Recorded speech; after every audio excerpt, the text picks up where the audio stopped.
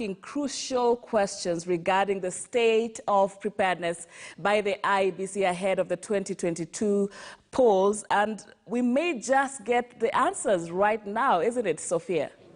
Thank you very much, Sharon. Indeed, we have the man whose the eyes of the country will be trained on for the next 365 days. That's Wafula Chebukati, Chairperson, Independent Electoral and Boundaries Commission. He's joining us live from Mombasa County, where he has been engaging stakeholders and the media, to be specific. We have our political editor there amongst the journalists just interacting with other stakeholders, and as far as what measures need to be put in place to ensure the country is ready for the general election next year. Mr. Chairman, I hope you can hear me. Good evening. It's good to see you, and thank you for being part of our maiden show, Kivumbi 2022. Karibu sana. Yeah, good evening, Sophia. Thank you for making time for us. So, a lot going on. I imagine for you, this is quite the moment in the next 1 year, even as we commence this 1 year countdown. I'll begin with something you talked about earlier today, a 40.9 billion shillings budget that you say you will need to run the 2022 general election. Quite the huge amount there. Are you able to break down for us the big ticket expenditure areas that this money would be going to? Yeah, thanks, Sophia, for that question. It is, yes, a huge amount, but it's all based on the legal framework which we have as a country. The activities are as per the law. Take, for example, the number of polling stations we expect to have.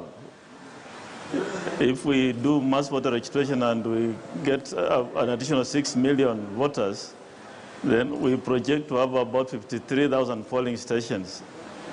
How they arrived at? The law says each polling station must not have more than 700 voters.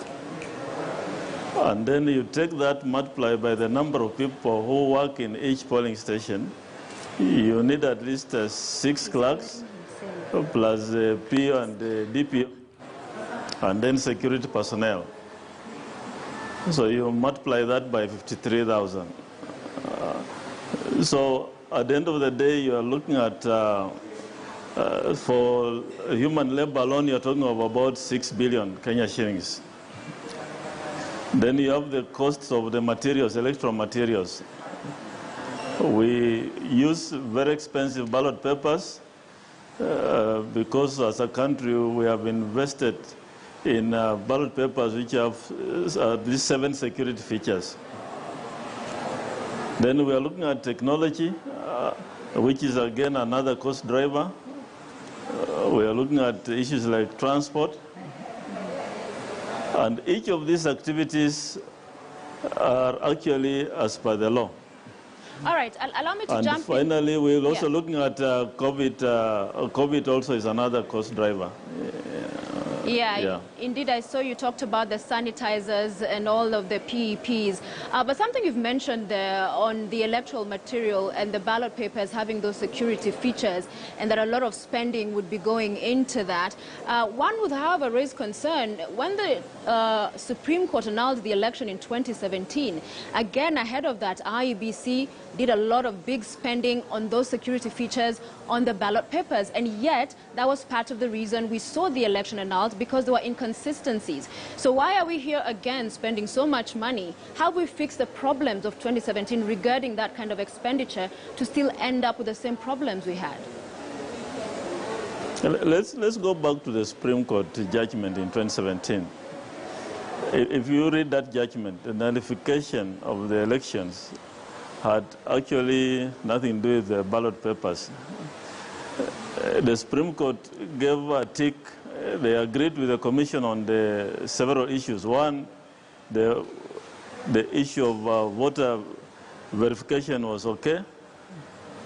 They agreed with the process of voting and even the counting up to polling station.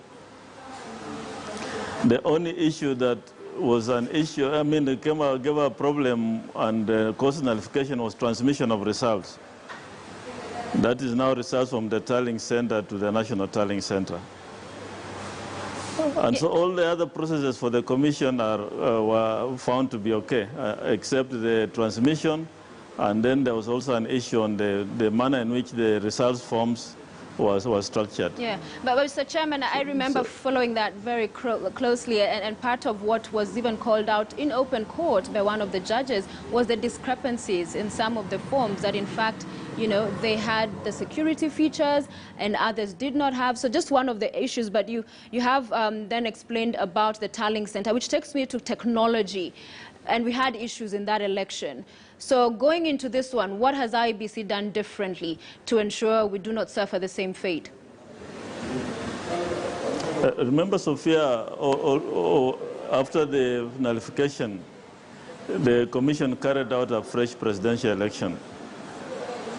And in that election, most of the things which the Supreme Court said we do were done, including standardization of the forms, including returning officers bringing all the results to the National Tallying Center.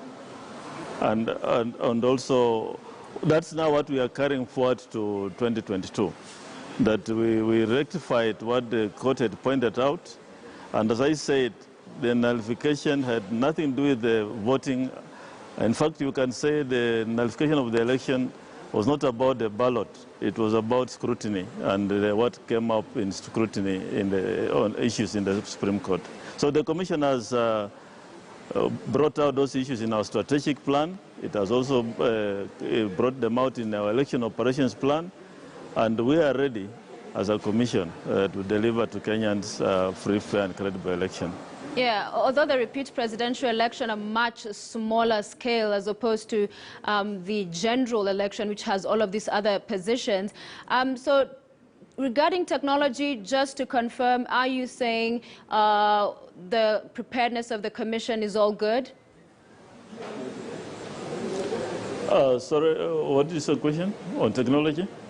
Yeah, I was asking, regarding technology, you're set. The challenges witnessed last election, yes, you said the repeat presidential poll worked out well, but that's a much smaller scale compared to a general election where you have all of these other positions. So are you facing the nation tonight and saying that in as far as technology is concerned, we will not face the challenges witnessed in the last poll? Yes, I can confirm that to the country. When we had 2017 elections, we did not have our servers hosted locally. Now we have our servers hosted locally. We have the primary servers and secondary servers hosted in the country. We have our team which is conversant with the servers, and then we're also engaging a service provider.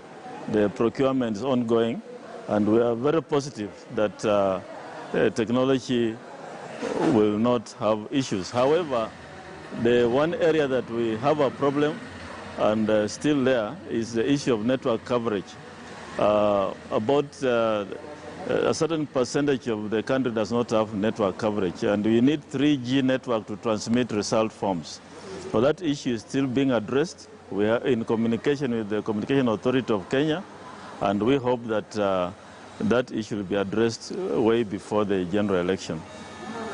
Right, and for the KIMS kits, the ones used in 2017 were from the 2012 round and cycle, and however, I understand those kits now obsolete. So are you looking to procure, or what is the plan around that? The 2012 kits which we have are the ones for registration of voters called BVR, and those are the ones we still use for voter registration.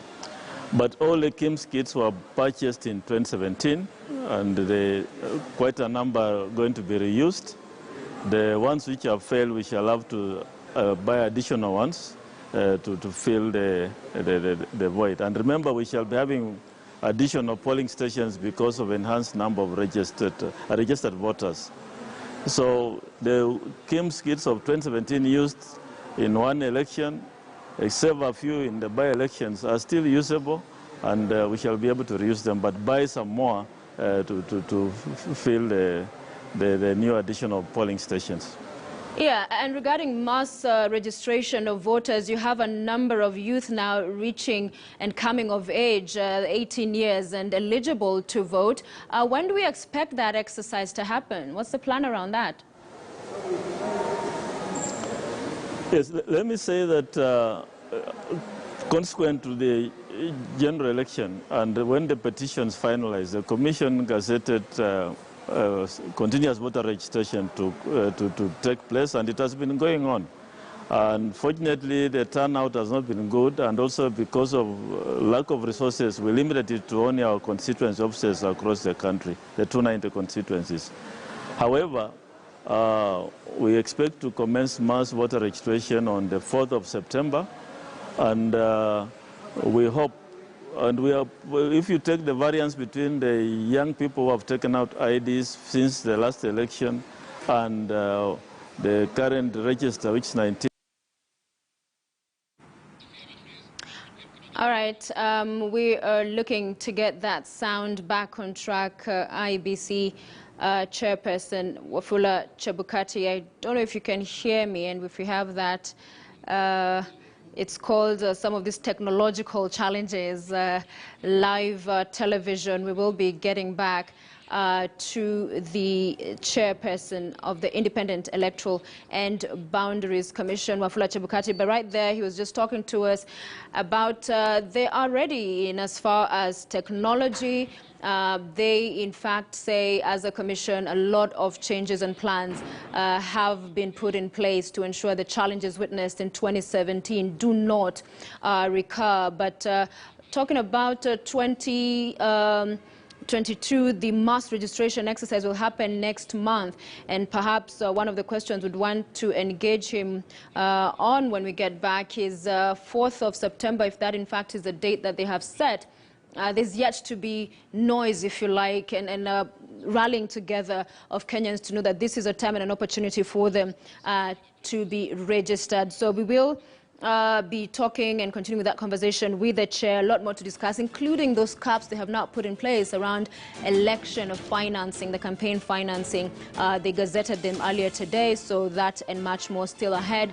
And of course, Ken Mijungu will be crunching for us the numbers. We also have our panel on standby for our conversation later on. So a lot still in store here on Kivumbi 2022. Please do stay with us.